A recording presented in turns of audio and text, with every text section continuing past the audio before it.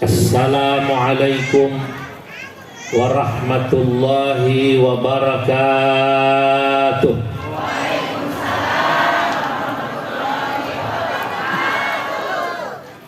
Alhamdulillahilladzi idza arada bi'abdihi khairan yufaqihhu fid din.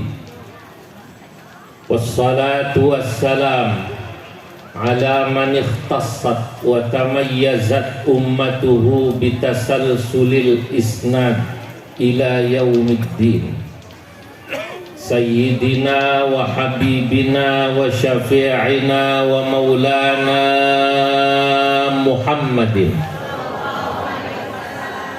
wa ala alihi wa ashabihi alladhina tasalsala minhum wa ilaihim tafaqquhul ulama min hin ila hin. Amma ba'du, fanahdatul ulama'i syajaratun tayyibah asluha thabitun wa far'uha fis sama' wa hiya ta'ti bi bayani syari'ati allati hiya 'adlun kulluha rahmatun kulluha maslahatun kulluha hikmatun kulluha idh kullu ma kharajat minal adli ilal jur wa minar rahmati ila diddiha laysat minas syariah wa in udkhilat fiha bit-ta'wil. Wa tal'abu hadhil jam'iyyah dawraha fi islahil ummah wa islahil watan wa islahil ardil ma'murah. Hadratal muhtaramin, para alim ulama, para masyayikh, para ajengan, wabil khusus al-mukarram Bapak Profesor Dr. K. Haji Abdul Bunyamin, Rais Syuriah PWNU Jawa Barat, wabil khususil khusus Sahibul Ma'had Riyadul Muta'allimin Al-Mukarram Kiai Haji Endang Abdus Somad Al-Masyhur bi A.A. Cireok, yang dikenal dengan panggilan A.A. Cireok. Para kiai, para ajengan, satu persatu saya mohon maaf tidak bisa menyebut namanya. Insya Allah tidak mengurangi rasa hormat saya. Pejabat pemerintah, Bapak Sekdanya atau asistennya, sipil, TNI, Polri yang hadir, insya Allah semua saja yang hadir semoga dicatat dalam deretan ahli surganya Allah. Yang hadir moga-moga rumah tangganya sakinah, anak-anaknya soleh solehah, rizkinya halal barokah. Semua saya doakan bisa merasakan nikmatnya haji dan umrah ke Makkah, bisa merasakan nikmatnya tawaf di Ka'bah, sa'i di Safa Marwah, ziarah ke makam Nabi di Madinah, pulang haji di sini bisa bangun rumah, bisa beli mobil mewah, bisa beli sawah ya Bu ya. Yang penting lakinya bininya jangan nambah. Saudara-saudara hadirin yang dimuliakan Allah, siang ini alhamdulillah saya dapat silaturahim di Pondok Riyadul Muta'allimin pimpinan Kiai Haji Endang Abdus Somad. Ini bayar hutang saya waktu Maulid. Saya sudah dijadwalkan di sini tapi tidak bisa hadir karena harus meresmikan kantor PCNU. Seingat saya di Jakarta Utara lalu nyambung ke Sampang, Madura. Saya memang selalu bilang pada yang mengundang, yang bisa membatalkan undangan saya itu kalau saya dapat tugas dari PBNU. Karena saya adalah Wakil Ketua Umum PBNU. Pagi ini alhamdulillah saya dapat hadir. Tadi pagi sebenarnya bangun tidur, tenggorokan ini mulai sakit. Cuma minum obat lumayan. Saya paksakan mau nggak mau kudu mau ke sini. Kata orang Arab, baik untuk daik, kudu daik. Orang Arab atau orang Sunda itu ya. Alhamdulillah saudara-saudara, saya melihat pondok ini tambah maju. Saya kenal AA Cireok ini lebih dari 25 tahun lalu saat saya masih bujangan, Bu. Dulu mah kurus abdi. Alhamdulillah sekarang untungnya udah laku. Saya ikut senang alhamdulillah melihat perkembangan pondok pesantren ini, karena dulu masih di mana itu, sebelah mana ayah? Sebelah sana ya. Cireok sebelah sana, sekarang sudah luar biasa. Pendidikannya sudah sampai SMA, santrinya sudah 1000. Moga-moga pondok Riyadul Muta'allimin ini yang merupakan salah satu pondok yang ada di bawah naungan NU, insya Allah tambah maju, amin. Kalau sekarang baru sampai level SMA, nanti bisa kemudian membangun universitas seperti pondok-pondok NU yang lain, amin. Seperti pondoknya Ajengan, Abun Bunyamin, Al-Muhajirin ini sudah banyak cabangnya, sampai Al-Muhajirin berapa Kiai? 7, Masya Allah, sampai Al-Muhajirin 7.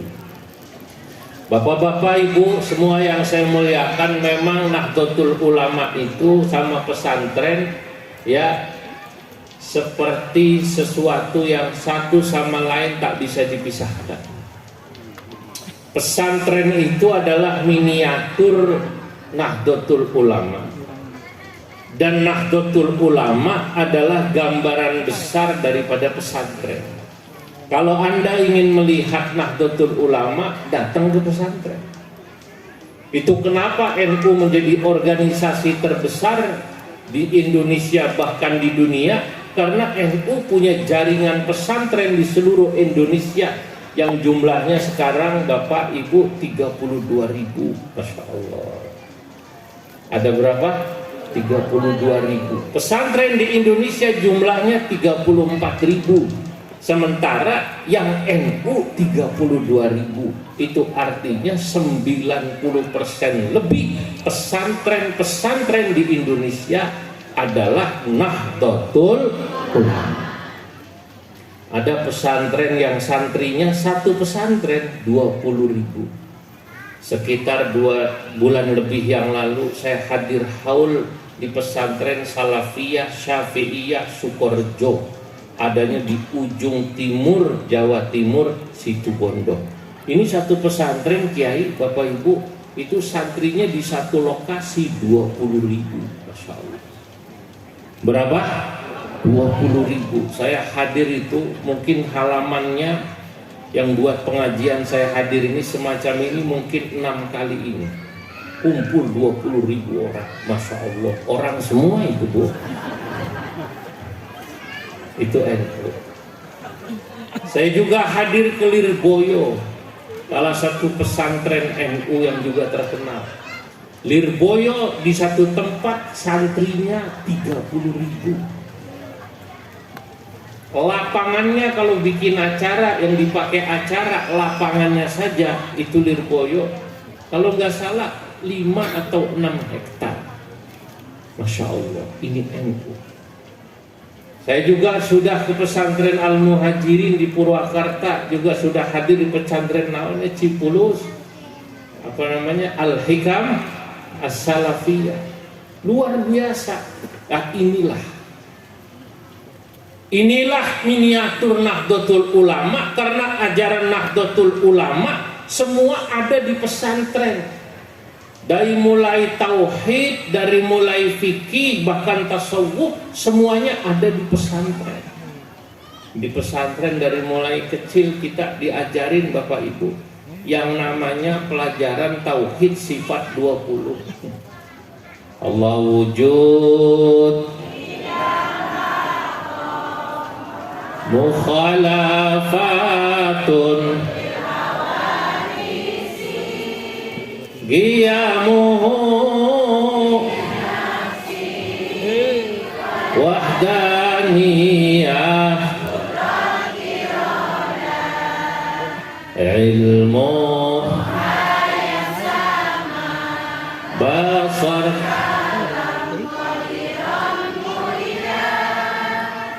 alimah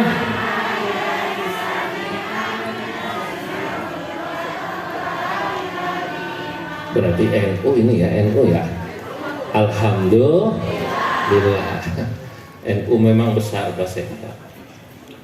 Riset Al-Fara, sebuah lembaga riset di Indonesia, terakhir mengatakan dari 240-an juta warga Muslim di Indonesia, hampir 60%-nya ngaku NU. Itu artinya warga NU di Indonesia kurang lebih 130 juta, termasuk yang di bulan puasa nggak puasa itu ngakunya NU juga, termasuk yang di pasar kadang-kadang nggak sembahyang itu juga ngakunya apa namanya NU. Nggak apa-apa, itu berarti ladang dakwah kiai NU, betul apa tidak? Ya mereka kan harus didakwai juga sama kiai-kiai. Tauhid dipelajari, fikih dipelajari. Fikihnya kalau di Indonesia kita utamanya Imam Syafi'i. Walaupun di Indonesia santri-santri yang sudah mulai senior belajar juga fikih 4 mazhab supaya berwawasan, tidak kagetan. Bu, Bapak, saya mau tanya. Orang Purwakarta kalau tahiyat jarinya diem apa goyang? Diem apa goyang? Diem ini mazhab Syafi'i. Yang goyang itu mazhab Maliki, juga sebagian mazhab Hambali. Tapi kalau yang sudah tahu ilmunya tidak kaget. Oh, saya tahu kalau nanti Bapak Ibu pergi umroh ke Mekah, di sampingnya ada yang tahiyat goyang-goyang, Maliki. Gak usah heran, sama-sama Islam, betul apa tidak? Ka'bahnya sama, yushiruna ila ma'budin wahid, menyembah kepada Tuhan yang sama, gak usah ribut. Ini mazhab kita Syafi'i. Nanti di pesantren juga kalau sudah senior diajarin kita tentang akhlak dan tasawuf. Biasanya yang dibaca kitabnya Imam Ghazali, Bidayatul Hidayah, Minhajul Abidin. Nanti kalau udah tinggi yang dibaca kitab Ihya Ulumuddin. Lah ini saudara-saudara, pesantren tuh ngajarin yang lengkap dan seimbang. Tauhid belajar, fikih belajar, tasawuf belajar. Di pesantren juga Pak Kapolsek Padan Ramil, santri diajarin untuk seimbang antara cinta pada agama dan cinta pada tanah air. Kalau santri-santri di pesantren NU cirinya itu kalau upacara dan hari-hari selalu pakai lagu Indonesia Raya. Hormat bendera mau. Sebab sekarang ini mulai ada di Indonesia orang katanya sudah mulai tidak mau hormat pada bendera Indonesia. Dianggapnya syirik cenah. Bu, dianggapnya syirik lah. Kalau dikit-dikit syirik kan adanya di hati. Kalau orang tidak menganggap bendera sebagai Tuhan, bukan syirik, betul apa tidak? Kalau ada orang datang ke makbarah, ke kuburan para kiai, para ulama, para wali, tidak menganggap para wali itu sebagai Tuhan, saya mau tanya, syirik apa tidak? Tidak, karena syirik adanya di hati. Kalau kita datang mendoakan, berharap dapat barokah, bukan syirik. Begitu juga kalau kita hormat pada bendera, kemudian bersyukur pada Allah karena Indonesia merdeka. Karena Indonesia merdeka, sekali lagi kita hidup aman, kita hidup tentram, kita hidup damai. Bapaknya bisa cari duit, ibunya bisa masak, anaknya bisa sekolah, ada yang bisa ke pasar. alhamdulillah anaknya bisa ke pesantren. Kita harus terima kasih karena Indonesia Raya aman, alhamdulillah. Sekarang soalnya ada Pak Polisi badan rame, orang yang pahamnya begini, makanya hati-hati mondokin anak, Bu. Kalau saya bilang hati-hati mondokin anak, tadi harus jelas apakah termasuk yang 32.000 di bawah NU apa bukan gitu. Kalau Cireok ini insya Allah saya jamin Pondok Riyadul Muta'allimin NU 100% saudara-saudara. Kenapa? Karena putra daripada AA Cireok ini bendahara pemuda Ansor, jelas. Makanya kalau lagu Indonesia Raya sama Yalal Waton hafal. Yalal Waton, Yalal Waton, Yalal Waton, Hubbul Waton minal iman wala takun minal hirman inhadu ahlal waton, cinta tanah air. Nah sekarang ada orang bikin pondok ngajarin anak kita kadang tahfidz Quran, tapi dia bilang kita ini kan yang penting Islam. Kebetulan saja kita lahir di Indonesia. Dia bilang lahir di Indonesia kebetulan. Bahaya ini, bahaya. Orang semacam ini itu artinya menanamkan kepada anak-anak bahwa Indonesia tidak penting. Kalau lihat Indonesia berantem, kemudian Indonesia rusuh, Indonesia perang, dia tidak peduli karena kata dia yang penting iman, yang penting Islam. Bahaya. Orang kayak begini dengan gampang nanti ada kantor polisi dibom begitu. Sebab yang kayak begini ditanamkan kadang-kadang benci pada pemerintah. Pemerintah seperti polisi, tentara maupun yang sipil ini dianggapnya tauhid. Bahaya saudara. Makanya kata saya jangan salah mondokin anak. Pondokin anak-anak kita di pesantren-pesantren Nahdlatul Ulama yang mengajarkan keseimbangan, cinta agama, cinta tanah air, belajar tauhid, belajar fikih, juga belajar tasawuf. Ini sesungguhnya adalah inti daripada Isra Mi'raj. Coba baca itu Isra Mi'raj ayatnya. Nabi itu berangkat Isra Mi'raj, kata seorang ulama tafsir yang bernama Imam Al-Maraghi, Nabi itu melakukan perjalanan dua. Pertama perjalanan langit, bumi dulu. Kedua perjalanan langit. Perjalanan bumi teh bahasa Arabnya ar-rihlatul ardiyah. Perjalanan langit disebutnya ar-rihlatus samawiyah. Nabi Isra dari Mekah, dari Masjidil Haram menuju Masjidil Aqsa, ini masih di bumi. Masjidil Haram di bumi, Masjidil Aqsa di mana? Di bumi, di darat. Makanya ini perjalanan bumi. Sementara naik ke atas itu perjalanan langit ke Sidratil Muntaha. Wa ilal muntaha rufi'ta kariman wa ilal muntaha rufi'ta kariman wa sami'tan nida alaika salamu.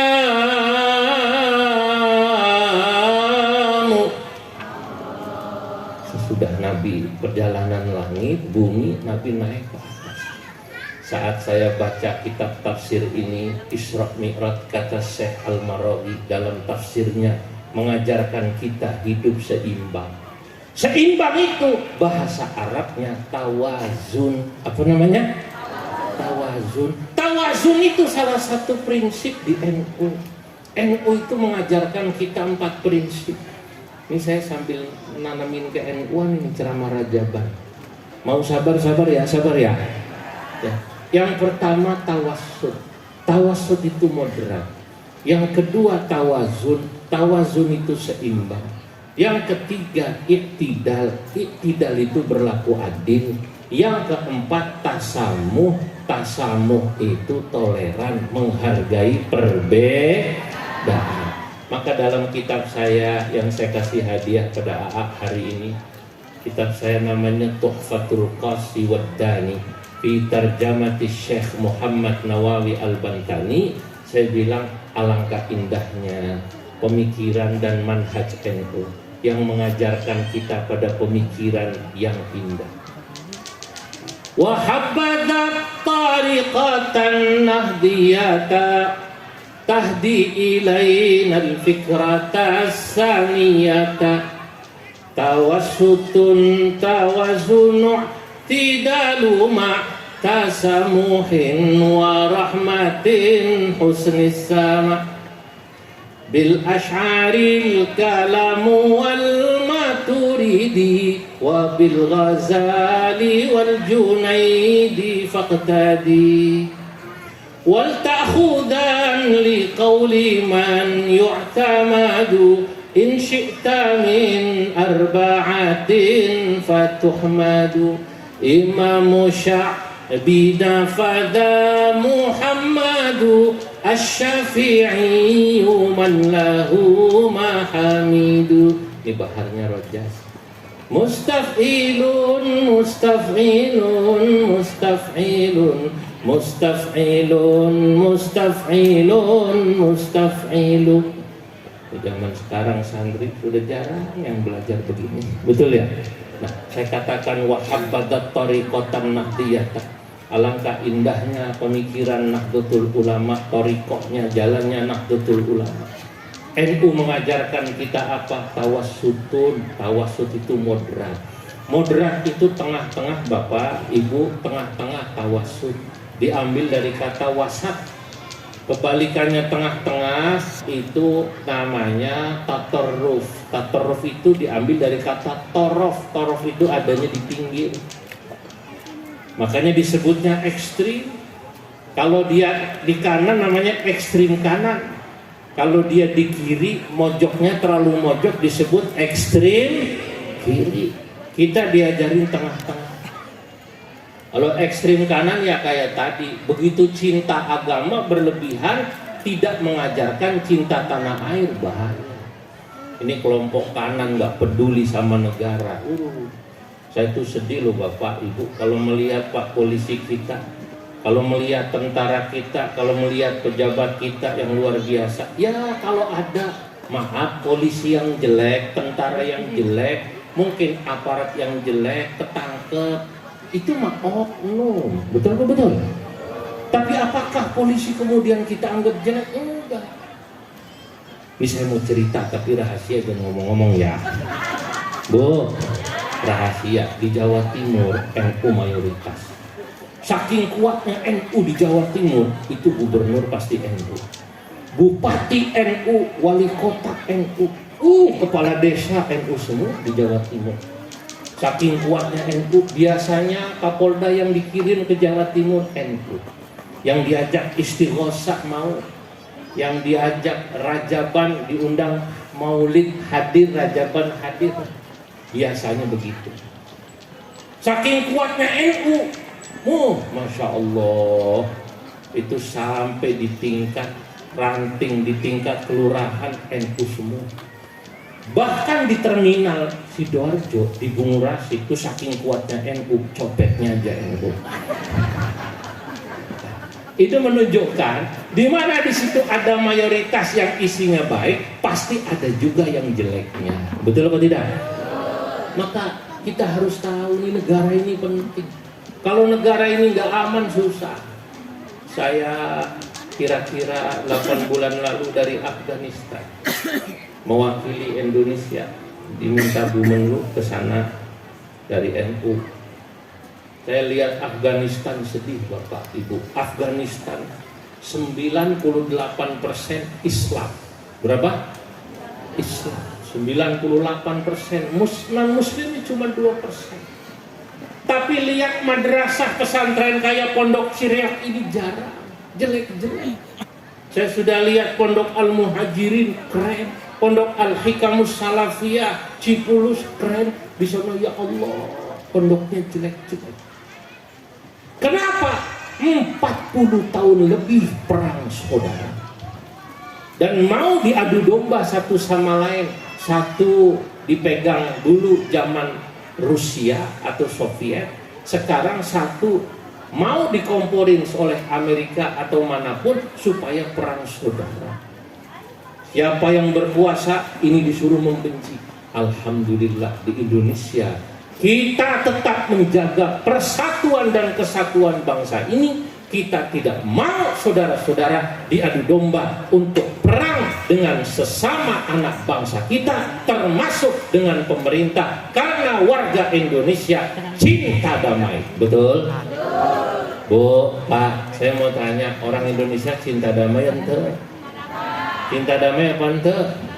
Damai. Coba naik motor, nggak pakai helm, nggak bawa SIM, diberhentiin di jalan sama Polantas. Saya mau tanya, ngajak ribut apa ngajak damai biasanya? Ngajaknya ribut apa damai? Nah kan begitu, berarti cinta damai. Ini guyonan sindiran halus, saya ceramah begini Pak Kapolda ketawa ngakak gitu. Nah, tapi memang secara umum begitu. Maka kita harus bersyukur. Lah, ekstrim kanan ini di Indonesia apa ada? Ada. Yang disebutnya radikal. Kalau melihat orang yang berbeda, orang melakukan dosa, asal dia bilang dosa besar, kadang-kadang dia bilang musuh, kadang-kadang halal darah. Pemikiran ini saya harus katakan sudah masuk di Indonesia, tapi jujur kurang laku. Kenapa kurang laku? Karena Indonesia dasarnya warganya cinta damai. Kalau di Irak agak laku, di Syria agak laku, bahkan di Afghanistan agak laku, sama di Pakistan. Waktu saya ke sana, saya naik mobil yang Masya Allah, itu Mercy-nya anti peluru, dikawal ke sana kemari, pertemuan dengan menteri pertahanannya, menteri dalam negerinya, ya. Pulang dari sana jarak berapa lama ada bom, sedih. Nah kita ini diajarin tengah-tengah, ayo. Makanya dari kecil tuh kenapa lagu Indonesia Raya kita terus disuruh membacanya, melafalkannya, supaya kita tidak terlalu nanti ketarik pada ekstrim kanan.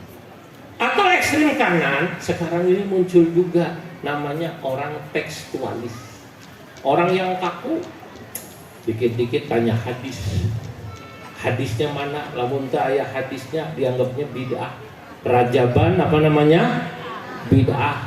Maulid Nabi bid'ah. Ada nggak hadisnya Nabi nyuruh kita memperingati hari lahirnya? Secara tekstual semacam itu nggak ada. Tapi kita diajarkan cinta dan mengikuti Nabi. Ayatnya ada, hadisnya ada. Betul apa tidak? Nah, kalau kita tidak, la radikalian, wala tekstualian, wala liberalian. NU itu tidak radikal, tidak tekstual, tidak juga liberal yang menghalalkan pernikahan sesama jenis, laki jeng laki, perempuan jeng perempuan. Saya mau tanya, di Purwakarta udah mulai ada apa belum yang kayak begini nih? Yang orang bilang LGBT, apa namanya? LGBT. Lah, kita tidak, NU Tawasul Tengah. Nah, ini harus diikuti. Nah, kemudian tawazun tadi saya bilang seimbang yang sudah saya jelaskan. NU juga mengajarkan kita iktidal. Iktidal itu berlaku adil. Berlaku adil teh gini Pak Bu. Kalau kita bilang orang itu baik, kita bilang baik. Apapun sukunya, apapun agamanya. Karena yang namanya baik itu adalah sesuatu yang universal. Saya mau tanya, Bapak Ibu, kalau ada orang sopan, orang jujur, kalau ngutang bilang 2 hari bayar, 2 hari bayar. Saya mau tanya, Bapak Ibu senang apa tidak kira-kira sama orang kayak gitu? Jujur. Sekarang kalau orang itu bukan orang Sunda, kebetulan orang Jawa, beda suku kan sama orang Sunda. Kalau orang tersebut kebetulan bukan orang Islam, kebetulan orang Hindu atau Buddha, ya kita bilang baik, orang itu jujur. Bahkan kalau kita bilang yang bersangkutan kebetulan bukan NU, apakah Persis, apakah Muhammadiyah. Kalau jujur, kita bilang jujur, itulah iktidal. Sebaliknya, kalau kebetulan ada oknum orang Islam, oknum orang NU misalnya, yang clear kelakuan dan perilakunya jelek, kita bilang jelek. Betul? Nah, itu iktidal. NU mengajarkan kita iktidal, Bapak Ibu. Maka saya selalu bilang, Bapak, kalau kita lihat orang itu begitu, jangan kemudian mau nolong hanya kepada sesama Islam atau NU. Bahkan nanti lebih jelasnya lagi kalau kebetulan satu partai. Kalau nggak nyoblos saya, mah nggak saya bantu pondoknya. Jangan begitu. Betul apa tidak? Walaupun pondoknya, kiainya mungkin nggak nyoblos, kalau memang itu dapil kita, bantu-bantu aja. Itu namanya iktidal. Masa ya ada orang jatuh di jalan naik motor pakai ditanya dulu agamanya, Pak? Begitu jatuh, bedung. Islam untuk siapa? Aduh, Kristen. Ya udah tunggu ya, temen lu gitu. Waduh, mati. Begitu Islam apa bukan? Alhamdulillah Islam, Pak. Benar. NU apa bukan? NU, Pak. Serius. Apa doa kunut? Bisa. Udah suruh baca doa kunut, jatuh suruh baca doa kunut. Udah ditanya doa kunut, masih ditanya lagi. Sebentar, pertanyaan saya terakhir. P3, PKB apa Golkar? Wah, mati dulu ini orang. Kalau kita tidak berlakulah adil. Saya sering cerita kemana-mana. Walaupun saya dari sebelum lahir sudah NU, kakek saya NU, ya buyut saya NU. Nah, bahkan Syekh Nawawi, gurunya Ki Hasyim Asy'ari, pendiri NU. Bahkan Syekh Khona Khalil ngaji sama kakek buyut kami di Banten. Maaf ya, di Mekah. Dari Banten, Syekh Nawawi Al-Bani, itu muridnya Syekh Nawawi, Ki Hasyim Asy'ari. Maka dalam kitab itu saya bilang, Muhammadiyah qul bidahlan tashar wa nahdatun bihashimin qad ishtahar wa akmalal bisri fir riasati wa habana dzil fadni fi siyasati.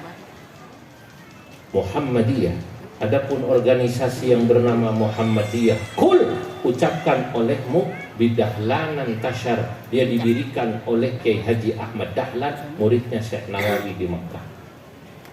Wa nahdhatun, sebagaimana Nahdlatul Ulama didirikan oleh muridnya Syekh Nawawi di Makkah, bernama Bihashimin, Kiai Haji Hasyim Asy'ari, qad ishtahar, yang NU menjadi organisasi yang sangat masyhur. Wa akmalal bisriyu fir riasati, kemudian Kiai Haji Bisri Sansuri melanjutkan menjadi Rais Am. Wahabana, menggantikan Kiai Haji Wahab Hasbullah, dzil fatni fis siyasati, orang yang terkenal hebat dalam pemahaman politik. Nah, saudara-saudara, Bapak Ibu yang dimuliakan Allah, ini guru-guru mengajarkan, walaupun saya NU dari zaman dulu, tapi saya sama yang bukan NU gak pernah marah. Dan memang begitu mestinya orang NU. Orang NU diajarkan tidak.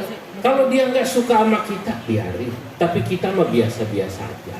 Betul apa tidak? Biasa-biasa saja. Alhamdulillah Bapak Ibu, saya diundang ngaji di Muhammadiyah, di mana-mana saya datang. Kata saya, kenapa saya mau datang? Kapan lagi saya bisa menjelaskan tentang keindahan Nahdlatul Ulama pada mereka? Betul apa tidak? Dulu almarhum Gus Dur tahun 80-an, pada saat beliau menjadi ketua umum PBNU, diundang ceramah di gereja. Geger. Indonesia geger. Ayah kiai ceramah di gereja. Sama kayak kemarin-kemarin geger, ayah banser ngejaga gereja, ngejaga kelenteng, kan begitu ya Kiai ya? Ini orang kalau yang nggak paham ya nggak paham. Nanti saya jelaskan biar paham. Nah, waktu Gus Dur ceramah di gereja, orang banyak yang protes. Kenapa Kiai ceramah di gereja? Kiai protes, lapor pada gurunya Gus Dur, Kiai Haji Ali Maksum Krapia, Rais Am PBNU pada masanya. Lapor pada Kiai Haji Ali Maksum, Kiai Ali, itu kok Abdurrahman Wahid, kata Kiai tua masih manggilnya Gus Dur aja, Abdurrahman Wahid kok ceramah di gereja? Lah bener, kata Kiai Ali. Kapan lagi pendeta dan orang Kristen mendengarkan Al-Quran dibaca, dijelaskan kalau bukan karena Gus Dur ceramah di sana? Itu kesempatan kita menjelaskan tentang Al-Quran. Maka begitu saudara. Saya kalau diundang acara Muhammadiyah saya jelasin. Ada Masjid Muhammadiyah di Jakarta Pusat. Kira-kira 20 tahun lalu saya sudah mulai diminta ceramah di sana. Nama pengurusnya Haji Sofyan. Waktu itu saya tanya, oh Pak Haji Sofyan, ini nggak salah minta saya ceramah di sini ngajar? Oh, enggak Kiai. Sampai tahu saya tahu kalau Kiai orang NU tahu. Tahu dari mana saya NU? Kelihatan dari sarungnya. Loh bener, kalau NU cirinya sarung. Betul apa tidak? Kiai NU itu sarungan Pak Sekda. Sarung ini menunjukkan juga gambaran tentang sifat orang. Sarung itu kan luas. Maka Kiai NU luas sama kayak sarung. Lagi pula Kiai NU sarungan itu selain luas praktis ISIS itu kata orang Jawa adem. Kiai NU biar keliling terus ya, keliling muter ngaji tetap aja karena pakai sarung anaknya banyak. Karena kalau pulang praktis ya ayah. Coba kalau pakai celana jeans, ribut Pak. Ribut enggak Bu? Ribut sarung. Nah, saya tanya sama tokoh Muhammadiyah, saya mau tanya kenapa Anda ngundang saya ini di sini di Masjid Muhammadiyah? Saya lihat itu masjidnya yang tanda tangan Profesor Dr. Amin Rais. Nah, begini Kiai, ini masjid kan Masjid Muhammadiyah. Jamaahnya Muhammadiyah. Kita undang Kiai NU supaya orang Muhammadiyah tahu NU langsung dari kiainya. Tahu amalan NU manakiban, NU tawassulan, NU ziarah kubur, NU hormat sama wali, NU bikin rajaban, NU bikin muludan, NU bikin hol, supaya mereka tahu dalil-dalil itu langsung dari Kiai NU. Kalau nanti yang jelasin itu Kiai Muhammadiyah, NU dianggapnya sesat semua. Kata saya benar juga ini. Maka saya jelasin setiap saya ngaji. Kalau NU muludan dalilnya ini, kalau NU manakiban dalilnya ini, kalau NU tawassul dalilnya ini, tentu bukan di sini tempatnya saya jelasin, Ibu ya. Waktunya tercukup, tidak cukup. Saya jelasin semua dalil-dalilnya. Dulu Kiai Haji Ali Maksum pernah menulis kitab namanya Hujjah Ahlus Sunnah wal Jamaah. Dijelasin tuh dalil-dalilnya. Orang Muhammadiyah begitu tahu mulai ngerti. Kalau hall ternyata tidak bid'ah. Makanya saya bikin hall, tokoh Muhammadiyah datang ke rumah saya. Orang Muhammadiyah mulai ngerti. Kalau orang NU bikin acara kawinan, suka naruh tuh cabai, bawang di atas genteng. Kalau orang yang nggak ngerti, sirik itu mah sirik. Sajen, itu bukan sirik, kata saya. Waktu tokoh Muhammadiyah nanya, itu namanya berdoa menggunakan media benda. Atau dalam bahasa orang sekolahan disebut materialisasi doa. Apa namanya? Materialisasi doa. Doa menggunakan benda. Orang Muhammadiyah mah tanya, ada dalilnya nggak Kiai? Ada, kata saya. Apa dalilnya? Coba. Dalam kitab Bulughul Maram, Nabi Muhammad pernah Bapak Ibu melewati satu kuburan. Tiba-tiba Nabi berhenti berkata kepada sahabatnya, sebentar. Ini dua orang di kuburan sedang disiksa. Wa ma yu'adzabani fi kabirin minan nas. Keduanya ini disiksa kelihatannya bukan karena mengerjakan dosa besar dalam pandangan manusia, tapi dalam pandangan Allah dia mengerjakan dosa besar. Kenapa dosanya? Nabi jelaskan, amma ahaduhuma fakana yamshi bin namimah. Yang ini disiksa karena dulu ketika hidup suka ngadu domba, provokator, penyebar hoax, cak Sunda mah, cak orang kampung mah bilang hoax. Kata orang sekolahan mah hoax, susah ngomongnya naon? Hoax lah, nggak salah. Namanya orang awam. La musyahata fil istilah. Nah ini disiksa. Nah yang satu lagi ini disiksa, kata Nabi, fakana la yastanzihu minal baul. Ketika dia hidup di dunia, mohon maaf, tidak pernah cebok kalau kencing. Kalau kencing Bu, Bapak cari pohon mepet, cari tembok mepet, habis itu kencing. Gak pakai cebok, enggak, cuma disentil 3 kali, til udah. Nah ini disiksa.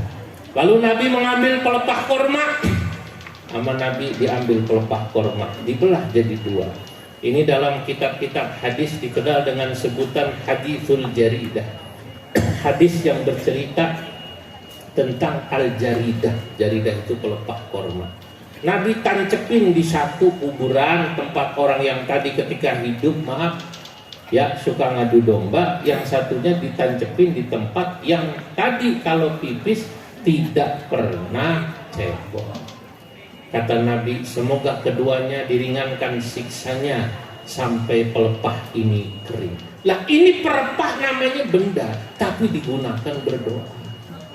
Orang Indonesia, orang Jawa, orang Sunda, Bapak Ibu, ya, orang Jawa, orang Sunda, Masya Allah, silahkan. Ya, tolong dibantu.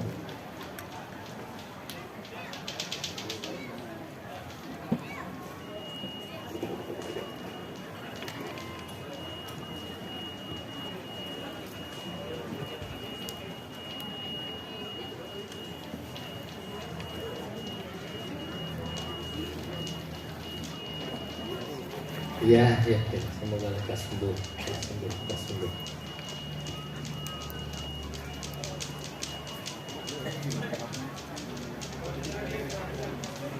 Ya, kalau tadi dibopong apa? Bisa dibopong, digendong kalau suka. Nah, saya lanjutkan ya Bu ya, udah ya, insya Allah sehat. La ba'sa tahurun insya Allah, amin.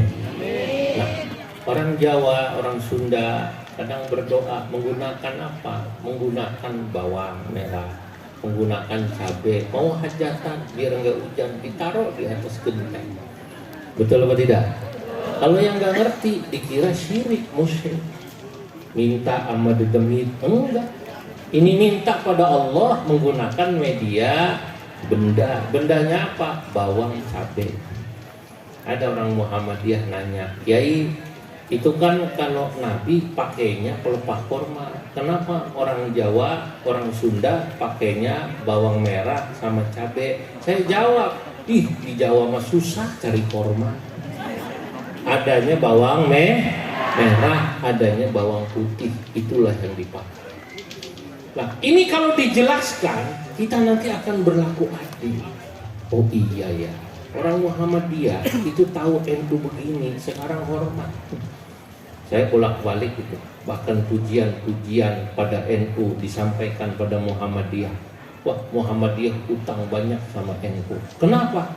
Sebab rumah sakit Muhammadiyah, kampus Muhammadiyah yang banyak muridnya orang NU. 60% lebih itu Muhammadiyah itu mahasiswanya dari NU. Jadi orang NU menyumbang Muhammadiyah biasa itu ya. Ini walaupun ini juga masukan buat NU Purwakarta, buru-buru bikin rumah sakit. Betul atau tidak? Nah, ini saudara-saudara, Bapak Ibu. Nah, tapi saya katakan, apakah kita boleh mengambil sisi positif dari Muhammadiyah? Ambil. Orang yang berlaku adil begitu, mana yang baik dari orang ambil. Bapak Ibu, pesantren juga begitu. Dulu pesantren hanya kitab kuning, sekarang pesantren sudah membuka SMK, kan begitu ya? Seperti di sini. Sebab apa? Sebab yang namanya santri nggak kudus semuanya jadi kiai. Ada santri yang memang diarahkan untuk menjadi birokrat, nanti ngisi nih di bagian Pemda Purwakarta. Ada santri yang juga nanti jadi polisi, jadi tentara. Maka kemudian ada pesantren yang membuka sekolah korma. Dulu makan orang masukin anak di pesantren pada nggak mau, males pondok rombeng. Pondok apa namanya? Rombeng. Takut nanti gudigan, tahu gudigan ya? Wih, sekarang pondoknya AAU. Resep pisan, bagus apa tidak? Zaman saya dulu mah nggak begini pondok ya ayah. Sekarang pondok udah bagus, udah jarang yang datang. Dulu kesannya kalau santri jurusannya pasti mimpin tahlil, jadi ustadz. Kalau kuliah juga jurusannya syariah, usuluddin, yang kalau kata orang kampung mah jurusan bidang syai'ul lillahi lahumul fatihah. Sekarang santri ente, santri sudah mulai ada yang kuliah di IPA, di fisika, kedokteran. Ketua NU, ini saya mau cerita ya, NU punya cabang internasional di Jepang, namanya PCI NU Jepang Pak Kiai. Saya ke Jepang diundang 6 tahun lalu. Ketua NU-nya itu doktor nuklir, namanya Dr. Miftahul Huda, keren, dosen. Sekarang udah mau profesor. Mustasyar NU-nya Profesor Fakhrul Razi, profesor bidang nuklir. 8 bulan lalu setelah dari Amerika, saya di Boston, Harvard, nyambung ke Kanada, McGill. Di Amerika saya bertemu dengan Profesor Robert Hefner atau dikenal dengan Bob Hefner, seorang Indonesianis yang meneliti NU Muhammadiyah di Indonesia. Saya nyambung ke Kanada, saya bertemu sama anak-anak kita di Kanada di McGill. Saya bangga. Salah satunya profesor anak NU di sana, profesor bidang tambang. Profesor-profesor santri NU ini di Jepang, di Kanada, di Amerika jadi dosen. Hebat. Maka saya berharap nanti santri-santri Cireok, ya ada yang jurusan syai'ul lillahi lahumul fatihah. Tapi juga ada yang jadi profesor tadi, profesor bidang tambang, bidang IT, bidang manapun. Kenapa? Karena memang Indonesia membutuhkan Nahdlatul Ulama dan santri-santri Nahdlatul Ulama.